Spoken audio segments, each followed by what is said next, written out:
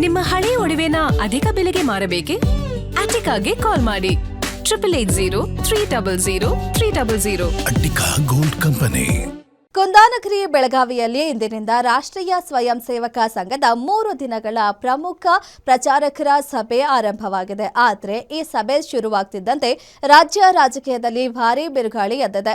ಕಾಂಗ್ರೆಸ್ ಹಿರಿಯ ನಾಯಕ BK Hariprasad RSS ಸಭೆ ಕುರಿತು ಸ್ಫೋಟಕ ಹೇಳಿಕೆಯೊಂದನ್ನು ನೀಡಿದ್ದಾರೆ. ಅವರು ಬೆಳಗಾವಿಯಲ್ಲಿ ಯಾಕೆ ಮೀಟಿಂಗ್ ಮಾಡ್ತಿದ್ದಾರೋ ಗೊತ್ತಿಲ್ಲ. ಆದರೆ ಆರ್ಎಸ್ಎಸ್ನವರು ಮೀಟಿಂಗ್ ಮಾಡಿದ ಬಳಿಕ ದೇಶದಲ್ಲಿ ಏನಾದರೂ ಅನಾಹುತ ಆಗೇ ಆಗಿದೆ. ಈ ಹಿಂದೆ ಕಲಬುರಗಿ ಗೌರಿ ಲಂಕೇಶ್ ಅಂತವರ ಹತ್ಯೆಗಳಾಗಿದ್ವು. ಅದಕ್ಕೆ ಈ ಸಭೆ ಬಳಿಕ ಏನಾಗುತ್ತೋ ನೋಡಬೇಕು ಅಂತ ಬಿಕೆ ಹರಿಪ್ರಸಾದ್ ಹೊಸ ಬಾಂಬ್ ಸಿಡಿಸಿದ್ದಾರೆ. ಅವರು ಬೆಳಗಾಮಲ್ಲಿ ಯಾಕೆ ಮೀಟಿಂಗ್ ಮಾಡ್ತಾ ಇದ್ದಾರೆ ಅಂತ ನನಗೇನು ಗೊತ್ತಾಗ್ತಾ ಇಲ್ಲ.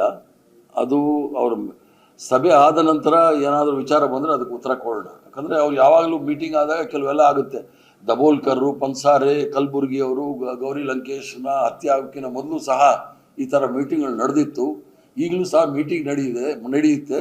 ಮುಂದೆ ಭವಿಷ್ಯದಲ್ಲಿ ಏನೇನು ಅನಾಹುತಗಳು ತೊಂದರೆಗಳಾಗುತ್ತೆ ಅನ್ನೋದನ್ನು ನೋಡಿ ಆಮೇಲೆ ಟಿಪ್ಪಣಿ ಕೊಡೋಣ.